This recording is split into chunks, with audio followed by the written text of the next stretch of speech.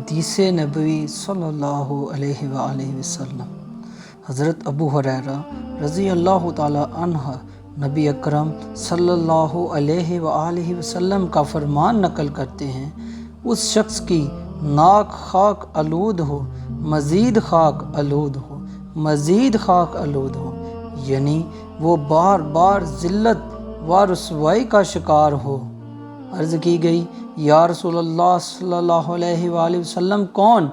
آپ صلی اللہ علیہ وآلہ وسلم نے فرمایا، جو شخص اپنے والدین کو بڑھاپے کے عالم میں پائے، ان میں سے کسی ایک کو یا دونوں کو، اور پھر ان کی خدمت کی بدولت جنت میں داخل نہ ہو۔ امام مسلم۔ تو دوستو، یہ تھی آج کی حدیث۔ اگر آپ کو اچھی لگی ہو ویڈیو تو پلیز لائک کریں اور چینل کو ضرور سبسکرائب کیجیے گا۔ اللہ حافظ، اللہ نگہبان۔